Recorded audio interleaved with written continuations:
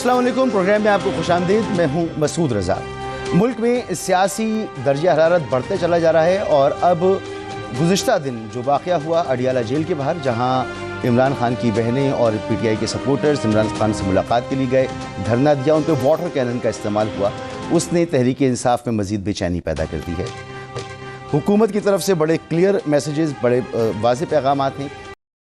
Press conference के बाद कि मुलाकात इमरान खान से नहीं करने दी जाएगी तो मुलाकात नहीं होगी। एक ही मुतालबा है कि इमरान खान खामोश होकर बैठें, सिस्टम चल रहा है, इसको चलने दें, इसमें रोड़े अटकाने की ज़रूरत नहीं है, लेकिन इमरान खान इसके लिए तैयार नहीं है। और अब जो बयानात मेरे सामने हैं, एक तरफ बात की जा रही है खैबर पख्तूनख्वा में गवर्नर राज की। गवर्नर साहब भी 2 दिन से 3 दिन से इस पर बातचीत कर रहे हैं। अता तारड़ साहब ने इससे बात की, बैरिस्टर अकील ने बात की, मरियम औरंगज़ेब ने बात की, तलाल चौधरी ने बात की, और आज फिर इख्तियार वली खान ने हुकूमत का मौक़िफ़ बयान किया। और सिर्फ हुकूमत का नहीं, उन्होंने पूरी सियासी फेटर्निटी का मौक़िफ़ बयान किया है कि कोई सियासी क़ुव्वत अब इमरान खान से बात करना नहीं चाहती। No tolerance. और अब इमरान खान को किसी और सूबे की किसी और जेल में मुंतकिल करने के ऊपर भी गौर हो रहा है। इख्तियार वली खान साहब ने यह भी कहा।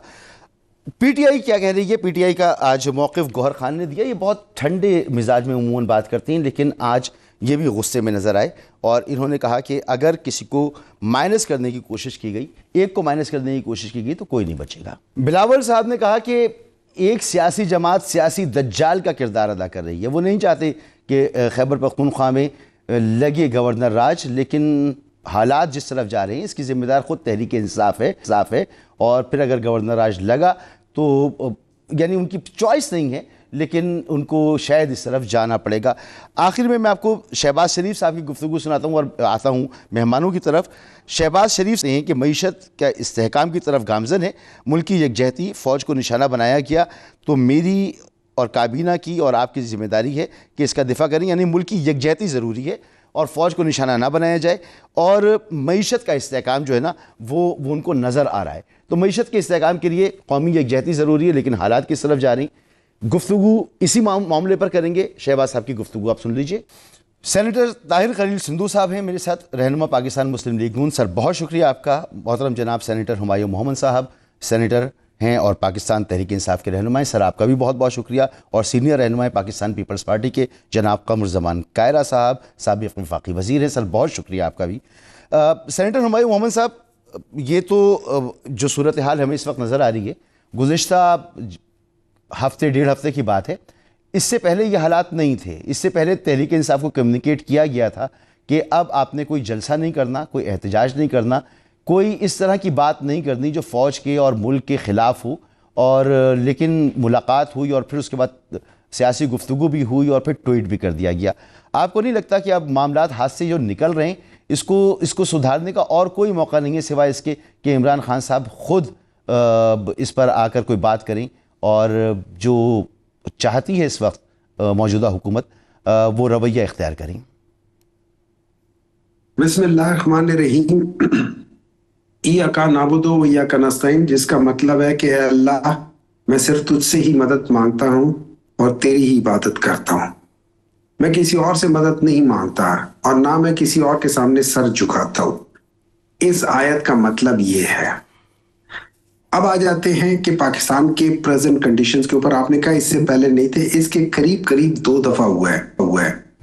एक 1980s में था जब बेनजीर भुट्टो साहिबा को पूरी जो उस वक्त की एस्टैब्लिशमेंट अलॉन्ग विद PMLN उनको रोक रही थी जी, और उनको आने नहीं दे रही थी, और शी स्ट्रगल्ड, और उन्होंने उसके बावजूद सब कुछ करके, और प्रॉब्ली मेरी नजर में शायद वो एक इलेक्शन था जिसको मैं हमेशा समझता हूँ कि वो कंट्रोवर्शियल नहीं था और वो मेरिट पे जीती थी।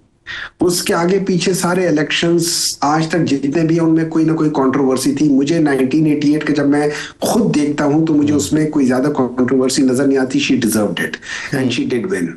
अब सवाल यह है कि आज प्राइम मिनिस्टर साहब कह रहे हैं कि हम लोग तरक्की के उसमें गामजन है, लेकिन उसके बरअक्स जब हम सामने देखते हैं तो आपकी जो ट्रेड डेफिसिट है वो डबल फिगर्स में चली गई है, डबल हो गई है ट्रेड डेफिसिट। आपका जो इंपोर्ट्स है वो डबल डिजिट में चला गया और आपके एक्सपोर्ट और भी कम हो गया है। आपके जो एप्मा वाले हैं वो कहते हैं कि इस वक्त जो टेक्सटाइल इंडस्ट्री में बदतरीन बहरान आया हुआ है। आपकी कोई 100 से ज्यादा जो स्पिनिंग मिल्स हैं वो बंद हो गई हैं। सिर्फ लाहौर के अंदर 900 में से 400 इंडस्ट्रीज बंद हो रही हैं। सर ये बड़ी बहस है, ये बड़ी बहस है, मगर मैं बता रहा हूं कि इस मुल्क में जब हम कह रहे हैं कि इस मुल्क के हालात बेहतर हो रहे हैं, जो आपके इंडिकेटर्स हैं वो उसके बरक्स हैं। तो क्या वजह क्या है, वजह क्या है इस सख्ती की? आप ये कह रहे हैं कि हुकूमत परफॉर्म नहीं कर पा रही है? वजह सर देखिए, एक बात याद रखिए जी, जो सबसे बड़ी वजह है पाकिस्तान के अंदर, जो आज तक पाकिस्तान ने पूरी तरह तरक्की नहीं की, वो ये है कि पाकिस्तान में कभी पॉलिटिकल स्टेबिलिटी नहीं आई। और जब पाकिस्तान में पॉलिटिकल स्टेबिलिटी नहीं आती तो पाकिस्तान के अंदर, इसके बावजूद कि पाकिस्तान माशाल्लाह अल्लाह ताला ने हर चीज से नवाजा हुआ है, पाकिस्तान के अंदर कोई प्रॉपर तरीके से इन्वेस्ट सर पॉलिटिकल स्टेबिलिटी उस वक्त होगी ना जब पॉलिटिकल रवैये होंगे। यहाँ पर पूरा मुल्क ऑपोजिशन कह रही है कि तहरीक इंसाफ पॉलिटिकल रवैया इख्तियार नहीं कर रही। देखिए, 2-3 चीजें हैं। मैं पाकिस्तान तहरीक इंसाफ तो एक नई पॉलिटिकल पार्टी है ना, लेकिन बाकी 2 या 3 पार्टियां, जिनमें से आप ये याद रखें कि मौलाना फजलुर रहमान, उनके वालिद साहब को भी एक जमाने में मुल्क के खिलाफ एक किस्म के कहा था कि ये डेंजरस है मुल्क के लिए। यही भुट्टो के भी बारे में कहा गया था, यही बेनजीर के बारे में क्या था, यही नवाज शरीफ के बारे में क्या था, यही सारी पॉलिटिकल पार्टी के बारे में कहा गया था। अब अगर हम इस लिहाज से देखें तो क्या इन लोगों ने जो गलतियां की थी, क्या इन लोगों ने उससे कोई सबक सीखा? नहीं, इन्होंने नहीं सीखा। आज ये वो हर वो काम कर रहे हैं पावर सिवाय एक काम के होल्ड ऑन, मुझे ये खत्म करने, सिवाय एक काम के जो कॉन्स्टिट्यूशनल जो कोर्ट के अलावा इनके चार्टर ऑफ डेमोक्रेसी में हर वो चीज जो इन्होंने कहा था नहीं होनी चाहिए, आज ये लोग वो कर रहे हैं। सर वो सब कुछ करने के बाद सरे 10 जो मामला है ना, माजरत आपकी बात मुनक़ता हो रही है, जो सरे 10 मामला है वो मामला ये कि तहरीक इंसाफ का वजूद और इमरान खान की साथ सख्तियाँ, और ये मामला जिस तरफ जा रहा है वो शिफ्ट कर देंगे किसी और सूबे के अंदर। आपने मुसलसल अपनी पावर को अपने हाथ से जाने दिया है, सियासी रवैया इख्तियार आप नहीं कर रहे, पूरा मुल्क आपको, सारे सियासी लोग यही बात कर रहे हैं ना, आप फिर सियासी स्टेबिलिटी की बात कर रहे हैं। कमर ज़मान कायरा साहब, अब आज जरदारी साहब ने कहा कि एक सियासी जमात सियासी दज्जाल का किरदार अदा कर रही है। अब बड़े सख्त जुमले, बड़े सख्त बातें सामने आ रही हैं, और इस वक्त मुल्क को यकजहती की ज़रूरत है अगर हमें तरक्की करनी है। तो अब आर या पार होगा तो कैसे होगा? जो हुकूमत कह रही है इनफ इज़ इनफ के नारा दोनों तरफ से लगाया जा रहा है, मगर ये इनफ इज़ इनफ पर जो इस वक्त हमें घमसान नज़र आ रहा है, ये थमता हुआ तो नजर नहीं आएगा। इसका नतीजा, इसकी गर्द बैठते बैठते भी शायद दहाइयां लग जाएं अगर हम इनफ पर आगे बढ़े। और ये है कि बिलावल साहब की जो स्टेटमेंट है वो तो हालात के मुताबिक है, इसलिए कि एक जमात ऐसी है जो सियासी कुव्वतों के साथ बैठ के डायलॉग नहीं करना चाहती, और अगर बाकी सियासी जमातें कहती है, सारे एंकर, सारे मीडिया के लोग हमें रोज कह रहे होते हैं कि इस वक्त सियासी मामला करनी चाहिए, सियासी जमातों को इकट्ठा होना चाहिए, हुकूमत अपोजिशन में बैठना, जो बड़ी अच्छी बातें हैं, बड़ी अच्छी बातें कानों को, समाज को बड़ी अच्छी लगती है, लेकिन ये कैसे बैठेंगे? मुस्लिम लीग भी कह रही है बैठे, हम भी कह रहे हैं बैठे, 4 साल से गालियां खा रहे हैं, और खान साहब है कि वो कहते हैं मैं इनके साथ बैठूंगा नहीं, और मुगल आजाद का एक पूरा तूफान है जो वो कहे जाते हैं, कभी कुछ कभी कुछ। अब अर्ज ये है कि खान साहब ने अगर अपने लिए मुफाहमत के रास्ते, सियासत के रास्ते या आगे बढ़ने के रास्ते बंद कर दिए हैं, तो मेरे पास तो उसकी चाबी नहीं है। पीटीआई को सोचना है, इसलिए कि सियासी कुव्वतें इकट्ठी होंगी, आपस में बैठेंगी तो सियासी स्पेस बढ़ेगी। ये नॉन फैक्ट है, सारी दुनिया का तजर्बा है कि सियासी कुव्वतें इकट्ठी हो तो वो सियासी स्पेस बढ़ाती है, ना इकट्ठी हो तो फिर गैर सियासी कुव्वतों के लिए स्पेस बढ़ती है। अगर पीटीआई ये समझती है कि वो इनकलाब अपने तय ला सकते हैं तो बिस्मिल्लाह, उनका हक है, वो जरूर लाए, लेकिन अभी तक की उनकी पॉलिटिक्स ने न सिर्फ उनको, उस जमात को खुद हाईजैक किया हुआ है, बल्कि उस नफरत की आंधी ने इस पूरे मुल्क की सियासत को जो है वो जकड़ा हुआ है। एक ही बात होती है जब बैठे जी इकोनॉमी बैठ गई, हुकूमत कुछ करती रहे, अपोजिशन उसको नहीं मानेगी। ठीक है, सवाल यह है कि इकोनॉमी में बात करनी हो तो अलग कर लेते हैं, लेकिन पॉलिटिकल स्टेबिलिटी के लिए क्या होना चाहिए? पॉलिटिकल स्टेबिलिटी के लिए पॉलिटिकल डायलॉग होना चाहिए। किससे डायलॉग होगा? पीटीआई तो डायलॉग करना नहीं चाहती। और ये जो हमारे साथी कहते हैं ना डायलॉग करते हैं इससे बहुत उनके चेयरमैन है, वो तो डायलॉग करने की पोजीशन में है नहीं। जो सलमान अकरम राजा साहब है वो तो है नहीं, महमूद खान असद साहब तो है नहीं।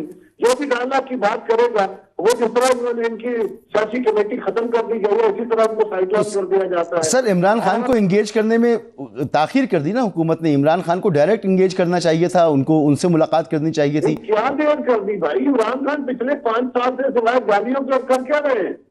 वो गवर्नमेंट को और गवर्नमेंट की बाकी जमातों को सिवाय गालियों की और कहते रहे हैं। वो है कोई आपके पास ऐसा लम्हा जिस वक्त खान साहब ने कोई किसी के लिए इज्जत का लफ्ज इस्तेमाल किया हो?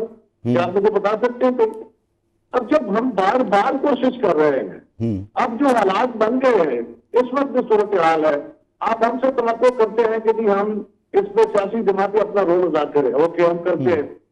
और इस वक्त हुकूमत से बात करें तो हुकूमत मानेगी? आंसर इज नो, हुकूमत नहीं मानेगी। तो क्या करें?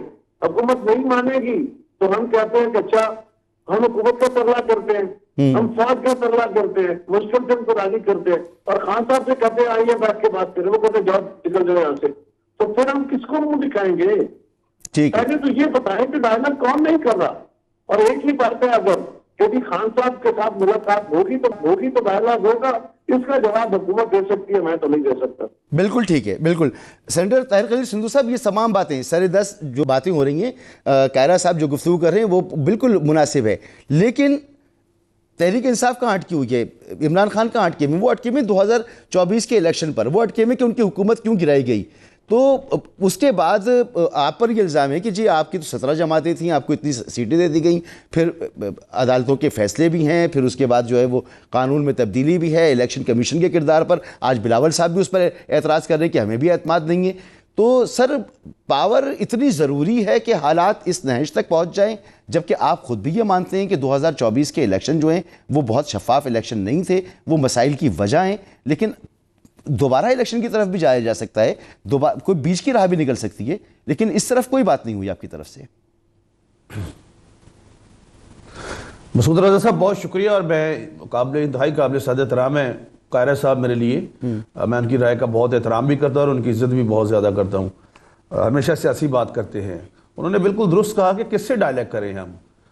मैं एडमिटेड फैक्ट्स की बात कर देता हूँ, आप ज़रा देख लीजिएगा उनको, कि हाई कोर्ट के डबल बेंच ने फैसला किया, उसने 4-5 आर्टिकल है, 265 है, 548 है, 557 और 561 है प्रिजनर रूल्स जो हैं, उसके मुताबिक उन्होंने कहा कि आपके मुलाकात की इजाजत है, लेकिन विद इन दी ये जो रूल्स हैं इनकी लिमिट में रह के आप कोई ऐसी बात नहीं करेंगे। उस दिन खान साहब की बहन हमारे लिए मोहतरमा हैं, हमारे काबिल एहतराम है, उनकी कुछ 24 मिनट और 36 सेकंड उनकी मुलाकात हुई है। और जो हमारे सोर्सेज हैं या ज़राया से जो हमें पता चला है कि उसमें सवाए आसिम मुनीर साहब के टॉपिक के अलावा और या जो लोग बेचारे एनडीयू में चले गए इनकी जमात के, कि वो मीर जाफर है और मीर सादिक है और वो मुझे मरवाना चाहते हैं, हम सबको पार्टी से निकालें।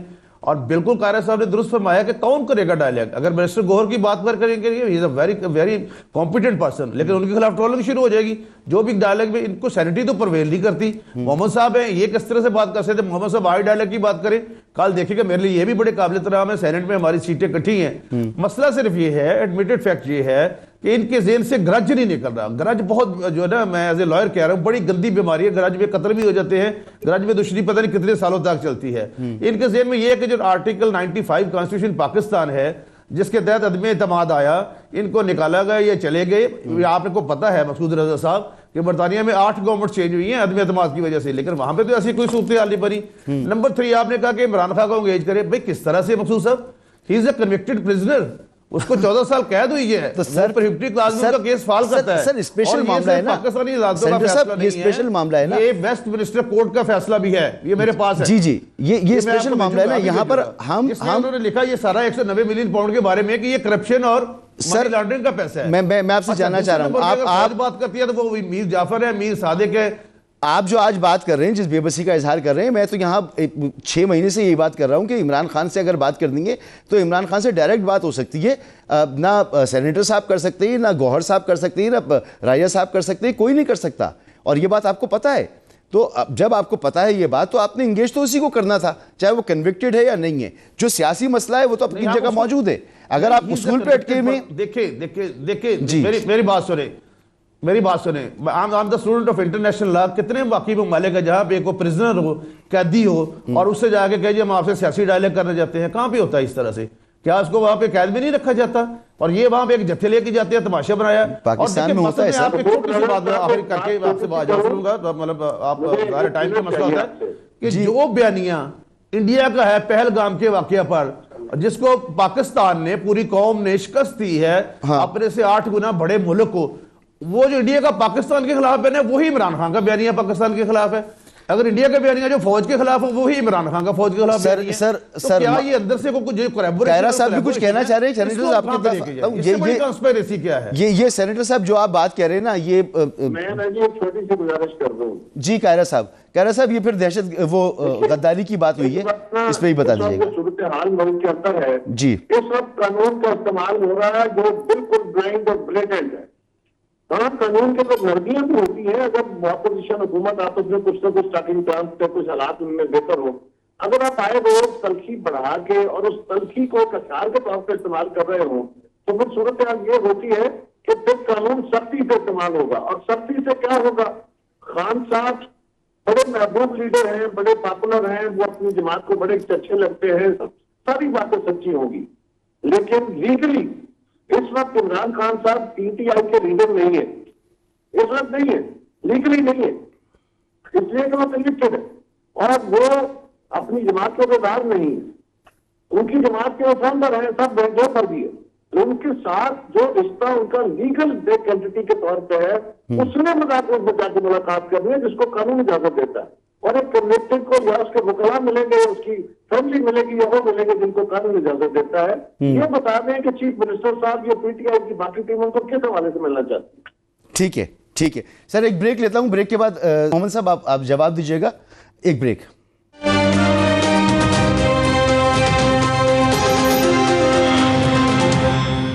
Welcome back. ब्रेक से पहले कमर जमान कायरा साहब ने कई सवाल उठाए, अहम सवालात हैं। जनाब सेनेटर हुमायूं मोहम्मद साहब, कायरा साहब ने फरमाया कि हुकूमत कैसे बात करे इमरान खान साहब से, वो कन्विक्टेड हैं और करप्शन के केस में कन्विक्टेड हैं। अथॉरिटी उन्होंने किसी को पास ऑन की हुई नहीं है कि उससे उनसे बात किसी और से बात की जा सके, और हुकूमतें जो हैं वो कन्विक्टेड लोगों से बात नहीं किया करती। तो हुकूमत की मजबूरी है कि मुज़ाकरात हो, तो कैसे हो मुज़ाकरात? इस वक्त वो कन्विक्टेड है, मैं ये कह रहा हूँ, और कन्विक्टेड शख्स किसी जमात का सरबराह नहीं होता, और खान साहब इस वक्त पीटीआई के हेड या पौधेदार नहीं है इस वक्त नहीं जी, इस वक्त नहीं है जी। देखिए अब मुझे बाल देखिए, वो ऑफिशियली इमरान खान हेड हो या ना हो, इमरान खान है। वो पाकिस्तान तरीके इंसाफ के बानी है, और वो एक बहुत बड़े पॉलिटिकल लीडर हैं।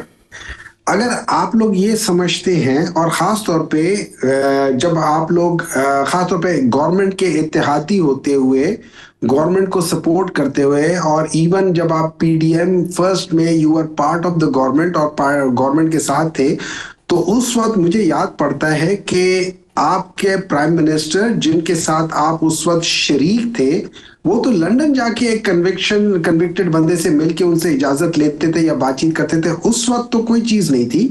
देखिए, आपने इबाद चीजों को फैक्ट्स लेना है कि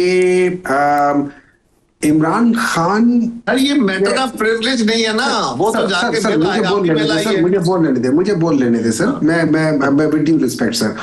देखिए, बात ये है कि हमने दो काम करने हैं, या हमने बात बिगाड़नी है या बात संवारनी है। अगर हमने बात संवारनी है तो हमें इस बात का इल्म है, सबको पता है कि Imran Khan commands a lot of respect of majority of the people in Pakistan. अगर आप उसको किसी भी वजह से माइनस करेंगे, और फिर अभी खलील साहब ने कहा था, सेनेटर साहब ने कहा था कि उनके ऊपर एक कन्विक्शन है। मुझे खलील साहब एक चीज बता दे, क्या 190 मिलियन पाउंड में से कोई 1 पाउंड इमरान खान के जाती या उनके फैमिली के अकाउंट में गया है? क्या जो जमीन है, जो ये कहते हैं कि वो 400 या वो क्या, उसमें से एक अमाउंट भी इमरान खान के उसमें गया हुआ है। अब ये कहते हैं कि जी उसमें डिसीजन गलत था, तो इन्होंने ही नैब के कवानीन में जो तरामीम किए हैं उस लिहाज से जो कैबिनेट डिवीजन या कैबिनेट जो फैसला करती है उसका असर उस पॉलिटिशियन के ऊपर नहीं आएगा, इस नैब के दायरे से बाहर होगी। तो हमारे लिहाज से तो ये जो 190 मिलियन पाउंड का केस है ये ही गलत है, बुनियादी गलत है। लेकिन चले उसको भी इसी पे क्लियरिटी ले लेता हूं ना। ये है, मेरी बात सुन ले सर, एक मिनट।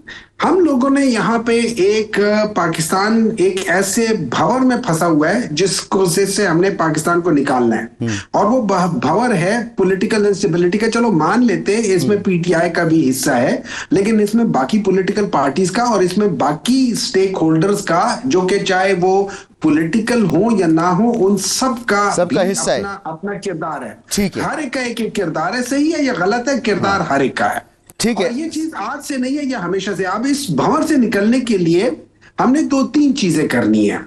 सबसे बड़ी बात यह कि इस हमेशा ये जो भंवर में जिसमें फंसते हैं उसकी वजह होती है इलेक्शंस के अंदर। सर वजह दोबारा डिस्कस कर लेते हैं। आपने बड़ी अहम बात की है। जो पॉइंट है वो ये कि इमरान खान साहब कन्विक्टेड हैं, तो उनसे तो बात हो नहीं सकती, और कन्विक्टेड होने की वजह से उनके पास कोई पार्टी ओहदा भी नहीं है, तो पार्टी के सरबराह भी नहीं है। ये तो सर सेनेटर ताहिर खलील सिंधु साहब,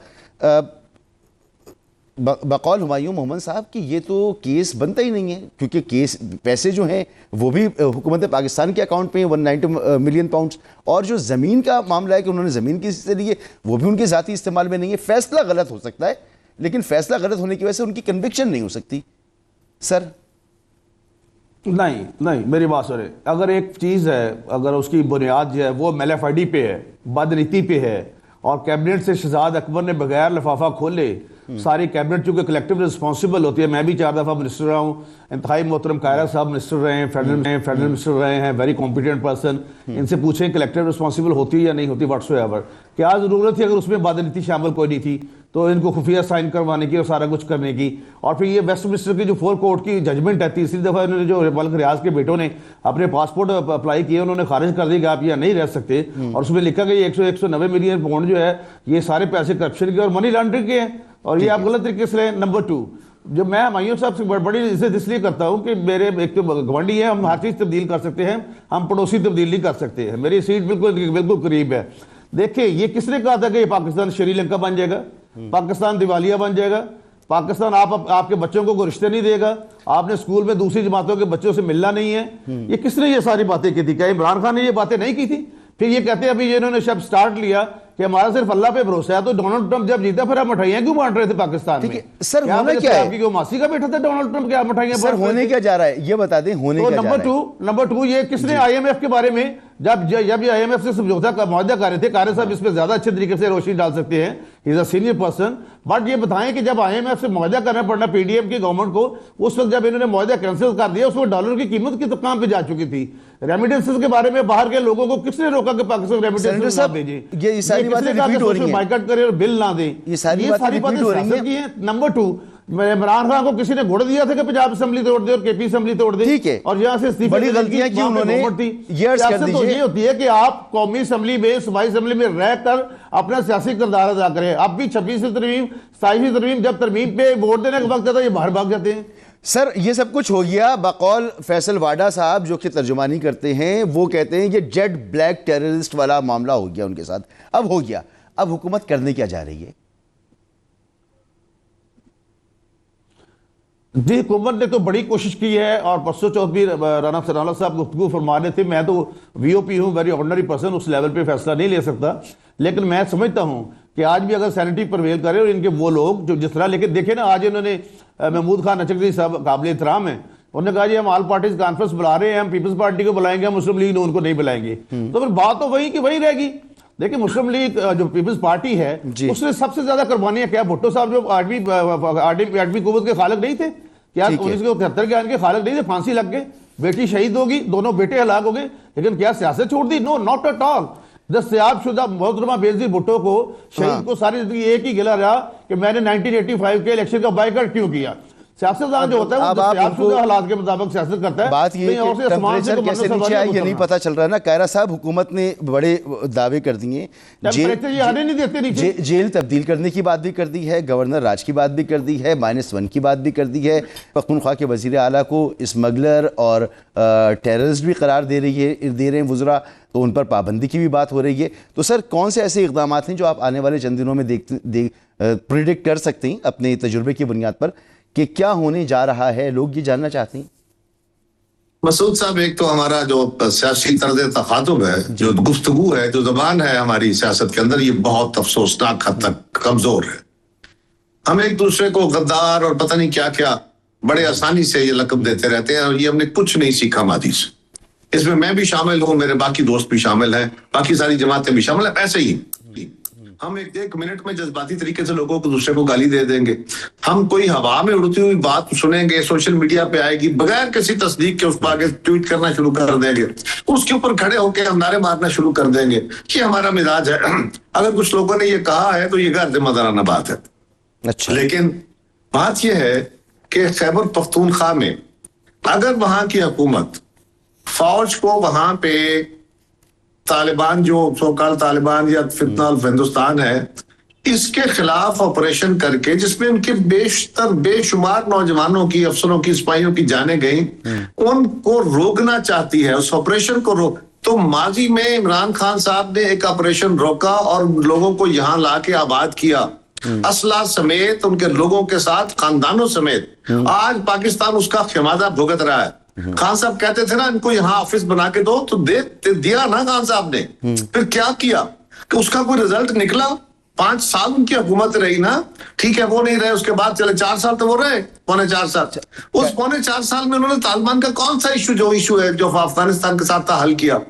ये बेसिकली इशू ये है कि अगर कोई सूरत हाल गैर मामूली हो जाती है, गैर मामूली, और उसको नॉर्मल कोर्स से, नॉर्मल लॉ से वो मामला हैंडल नहीं हो रहा होता, तो फिर आइन के फ्रेमर्स ने, ये कोई मार्शल लॉ नहीं है, ये कोई गैर आईनी काम नहीं है, फिर आइन के फ्रेमर्स ने किसी गैर मामूली सूरत हाल से निपटने के लिए, भले वो आसन नहीं है, भले वो मुस्तहसन अमल नहीं है, जिस तरह वो मजहब के अंदर कहते हैं ना कि निकाह हलाल काम है, और लेकिन तनसीखे निकाह यानी तलाक जो है ये हलाल कामों में सबसे बुरा काम है। इसी तरह कवानीन में अगर बुरे तरीन कवानीन का हिसाब किया जाए तो वो ये गवर्नर राज होगा, लेकिन ये आइन के फ्रेमर्स ने इसलिए रखा था कि अगर कोई गैर मामूली सूरत हाल बन जाए, कोई वे फॉरवर्ड ना हो, तो फिर इसका रास्ता लिया जाएगा।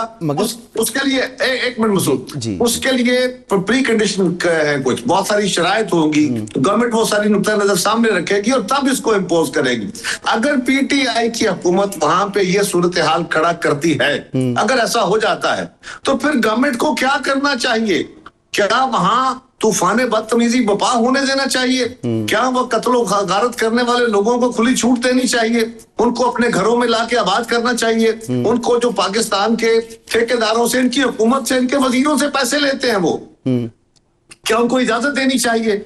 उसके ऊपर फिर फेडरल गवर्नमेंट का या दीगर सारे स्टेक होल्डर्स का एक फैसला है, लेकिन वो फैसला क्या हमारे उसकी सूरत में है, गवर्नर राज की सूरत में नहीं। गवर्नर राज अगर किसी वक्त ये ऑप्शन इस्तेमाल हुआ तो ये लास्ट ऑप्शन होता है। मगर सर ये इस पर ये बातें जरूर हो रही हैं, होते हैं, गुफ्तगू होती है, लेकिन ये याद रखिए कि इसका इस्तेमाल अगर जस्टली किया जाए तो ये कोई गैर आईनी काम नहीं, ये आइन के मुताबिक होता है। ठीक है। सेनेटर साहब, मोहम्मद साहब फरमाइएगा। असद कैसर साहब कह रहे हैं कि किसी में जरूरत नहीं है खैबर पख्तूनख्वा में गवर्नर राज लगाए, हम अपना दिफा करना जानते हैं, गवर्नर राज की बात नहीं। और उन्होंने कहा कि अगर ऐसा कुछ हुआ तो फिर धमकियाँ वगैरह लगाएंगे इसके ऊपर। तो सर, गवर्नर राज अगर लगता है तो उसके बाद पूरा जो कोर्स है वो सामने नजर आ रहा है। सबसे पहले मैं बाज फैक्ट्स जो है ना, अब बहुत काबिल एहतराम है, सीनियर सियासतदान है। एक तो ये है कि 1985 के इलेक्शंस बेनजीर साहब ने इसलिए नहीं लड़े थे कि वो नॉन पॉलिटिकल बेसिस पे थे, और वो चीज कोई पॉलिटिकल माइंडेड बंदा वो कभी बर्दाश्त नहीं कर सकता। जो नॉन पॉलिटिकल माइंडेड लोग होते हैं सिर्फ वही वो बर्दाश्त कर सकते हैं, वरना कोई पॉलिटिकल माइंडेड आदमी बर्दाश्त नहीं कर सकता। कायरा साहब ने एक दो बातें की हैं और उस लिहाज से फॉर एग्जांपल उन्होंने कहा है ये कि बिल्कुल आईनी के लिहाज से हमने इससे पहले 1970s में एक यही आईनी हक इस्तेमाल किया था एक सूबे में। वो 1980s में जो एक सूबे में बलूचिस्तान में जब हमने गवर्नर राज लगाया था, वो दिन और आज के दिन बलूचिस्तान नहीं संभला। तकरीबन 51 साल हो रहे हैं नहीं संभला।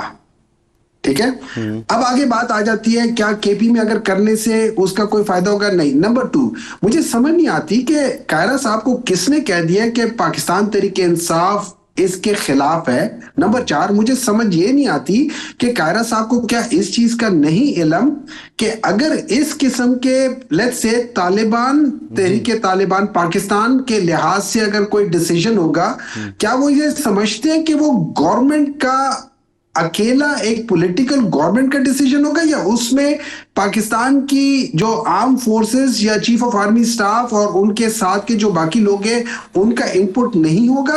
नाम लेके कायरा साहब मुखातब करके ब्रेक के बाद आप तफसील से बात कर लें, बस मुख्तसर सी ब्रेक लेनी, उसके बाद आप तफसील से बात। एक ब्रेक।